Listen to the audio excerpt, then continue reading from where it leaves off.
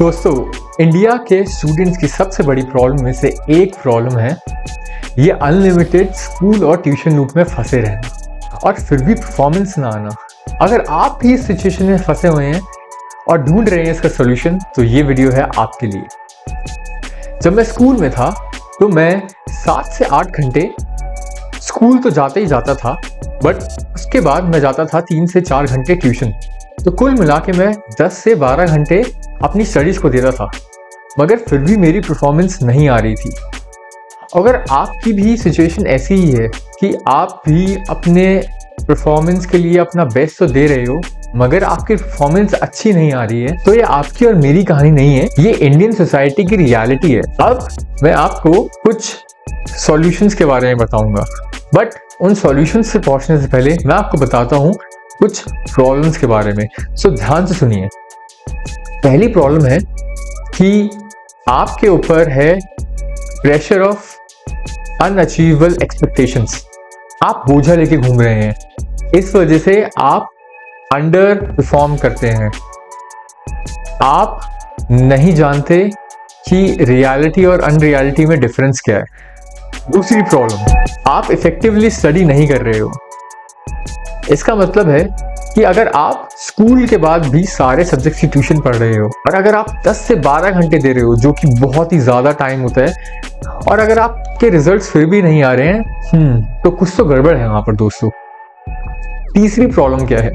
तीसरी प्रॉब्लम यह है कि आपके पास कोई स्ट्रैटेजी नहीं है।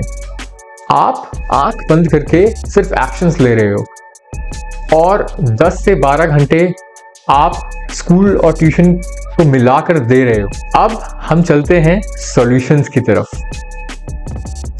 तो ध्यान से दोबारा से सुनिएगा। इस पहली प्रॉब्लम का सॉल्यूशन है कि आपको रियलिटी को अंडरस्टैंड करना बहुत जरूरी है। मैं ये नहीं कह रहा हूं कि डोंट ड्रीम बिग, बट आपको अपनी पर्सनैलिटी के बारे में समझना बहुत ही ज्यादा जरूरी है, क्योंकि अगर आप ऐसा नहीं कर रहे हैं तो सिर्फ आप अपने ऊपर प्रेशर बढ़ा रहे हैं। इस रीसेंट स्टडी के हिसाब से इंडिया के स्टूडेंट्स के ऊपर बहुत ही ज़्यादा प्रेशर है।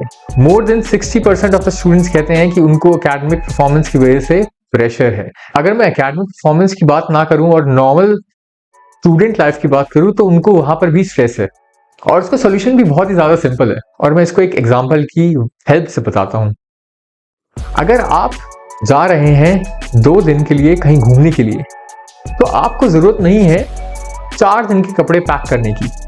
और ये सेम एनालॉजी आप लगा सकते हैं अपनी स्टडीज़ पे भी। अगर आपको सक्सेसफुल बनने के लिए या सक्सेस मिलने के लिए सिर्फ 60% चाहिए किसी भी चीज़ के लिए, so go ahead for first that 60%। उसके बाद देखो कि आप वो बचा हुआ टाइम कहाँ इन्वेस्ट कर सकते हो।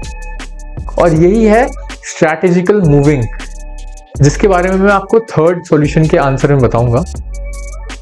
अब हम चलते हैं सेकेंड सॉल्यूशन के ऊपर, जो कि है नॉट इफेक्टिवली स्टडिंग।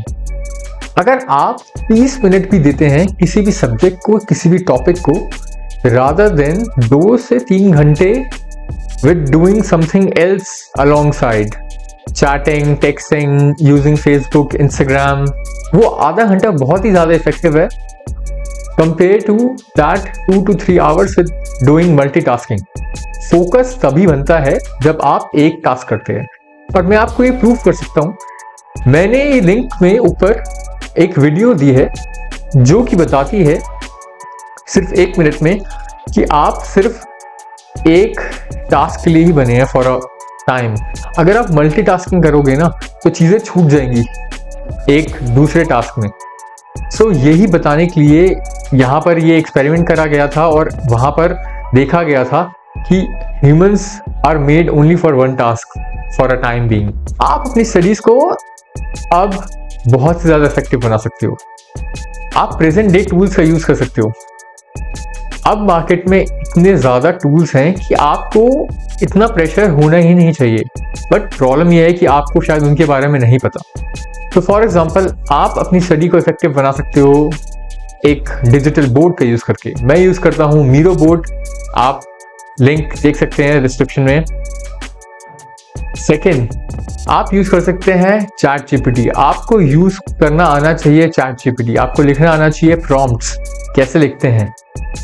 तीसरा, आप अपने टीचर्स से मिलकर पूछ सकते हो कि मेरे को ये टॉपिक को समराइज करो, rather than just going forward with a subject without thinking। चलते हैं हम अपने तीसरे सॉल्यूशन पे, जो कि था आपके पास में कोई स्ट्रैटेजी नहीं है, तो आपको स्ट्रैटेजी बनानी बहुत ही ज़्यादा इंपॉर्टेंट है और आपको लिखना ज़रूरी है the best case scenario, the worst case scenario, और मैं उसमें वहाँ पर क्या क्या कर सकता हूँ। आप कोई भी ट्यूशन ज्वाइन करने से पहले, आप कोई भी सब्जेक्ट लेने से पहले, कुछ भी पढ़ने से पहले देखिए कि आपको उसकी ज़रूरत क्यों है, क्योंकि ये वैसा ही होगा कि अगर आपको समोसे तो बहुत अच्छे बनाने आते ही हैं बट आप उनको जंगल में जाके बेच रहे हैं, सो आप वहाँ पर अगर एक्शन भी ले रहे हैं तो उससे कुछ नहीं हो रहा है। सो यही है वो रीज़न 10 से 12 घंटे देने का और तब भी रिजल्ट नहीं आने का, क्योंकि इंडियन स्टूडेंट्स के पास में स्ट्रैटेजी बताने के लिए कोई नहीं है। तो ये तो थे मेरे 3 मेन सॉल्यूशंस। अब मैं आपको एक बोनस सॉल्यूशन देता हूँ, और बोनस सॉल्यूशन दोस्तों ये है कि आपको लॉन्ग टर्म के बारे में सोचना है, शॉर्ट टर्म के बारे में नहीं सोचना है। आप देखो बड़ी पिक्चर कि आगे जाके चीज़ें चेंज क्या क्या हो सकती हैं। शायद अभी आप बहुत ही ज़्यादा वीक स्टूडेंट होंगे, बट मे बी वक्त के साथ में अगर आप अपने आप को डेवलप करते हैं, अगर आपको इम्प्रूव करते हैं, मैं आपको इस बात की तो गारंटी दे सकता हूँ कि आप अपनी लाइफ वक्त के साथ में चेंज कर लोगे। आप शायद उन स्टूडेंट से ही बेटर हो जाओगे जो अभी आपके हिसाब से नंबर 1 है। सो अगर आपको ये वीडियो पसंद आई हो तो लाइक करिएगा, सब्सक्राइब करिएगा, और हम मिलेंगे अब नेक्स्ट वीडियो में। तब तक के लिए टेक केयर।